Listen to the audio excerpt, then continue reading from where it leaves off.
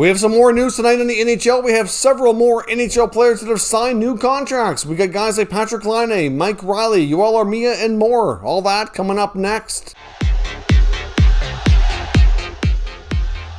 So welcome back to another video here at Top Shelf Hockey. As I mentioned, we have some more news from the NHL tonight. This one's all around NHL signings. And we've talked a lot today about different trades, buyouts, signings, some rumors earlier in the morning. It's been a very, very busy news cycle kind of day, which is great. Tomorrow was Free Agent Frenzy, so it should be another day with all kinds of videos and all kinds of NHL news. So certainly want to stay tuned and subscribe if you're new so you don't miss out on anything. But like I said, we had some other guys that have come to contract agreements here this evening, including Patrik Laine, who's probably the biggest name of this group. Now, of course, he's a pending restricted free agent, so he was due a qualifying offer of $7.5 million based on his previous contract, and he's decided to accept that. So there won't be any negotiations going on.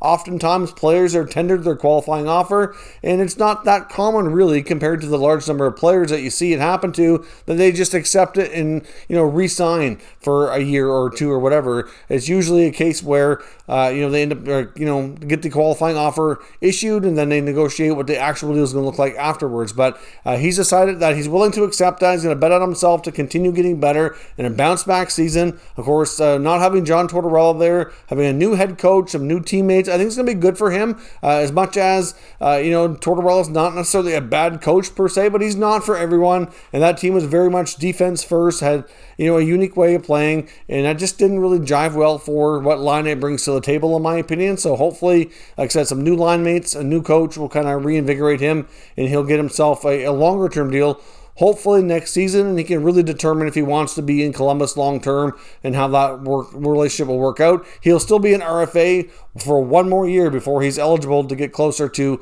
a UFA status. The Montreal Canadiens have re-signed winger Yoel Armia on a 4-year contract at $3.4 million, which is a pretty decent contract. Armia was a pretty big contributor to their playoff run, going all the way to the Stanley Cup Finals. Of course, he played, generally speaking, a pretty solid third-line role, but you know what? He's the kind of guy who can move up and down your lineup. He can kill penalties, play special teams. He's good defensively. So because of all that, Armia certainly proved to be pretty valuable. He certainly found himself a nice home in Montreal since they acquired him from the Winnipeg Jets a few years ago. So I think overall this is a pretty good signing. We'll see what the Montreal Canadiens else that they have to do here. They have a lot of other players that are on expired deals that are pending RFAs or UFAs. So this could very well be a different looking Habs team next year. But one guy that'll be back for sure that was on expiring deals, Armia, which is a pretty fair contract signing. Now, we also saw the Boston Bruins re-sign defenseman Mike Reilly.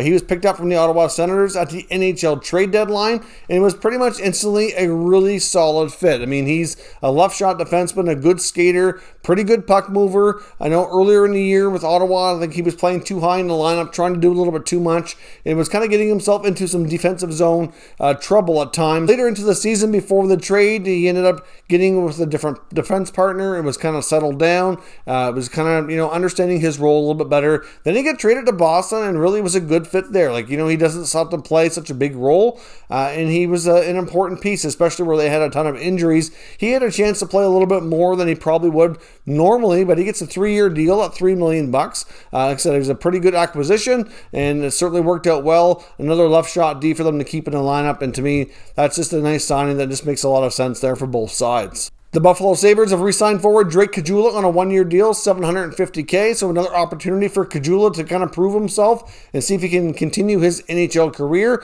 Of course, we'll see how things go. He's bounced around a little bit here the last couple of years and hasn't really been able to find much consistency or much productivity, so we'll see how things go in Buffalo. Could be a tough season there, depending on what other moves they make and what this team looks like when we get to actually putting the product on the ice in the fall. And the Red Wings have also signed restricted free agent forward Taro Hirose, valued at $850 at the NHL level or $190 at the American Hockey League level. So it's a two-way contract for him, who they signed, and of course the Red Wings signed him as a college free agent a couple years back. So he's certainly somebody who they want to keep around and feel could be a part of their future. So that is all your signings for now. There certainly likely could be more. We'll see if there's any more videos tonight. Depends if there's any more big news or not. If not, certainly look out for a ton of videos tomorrow. We'll say tomorrow's free agent frenzy, so it's going to be a very busy day. So stay tuned for tons of videos tomorrow on all the free agent news, so we'll keep you all up to date. If you're new to the channel, make sure you subscribe and stick around so you don't miss out on any NHL news for any of the 32 teams.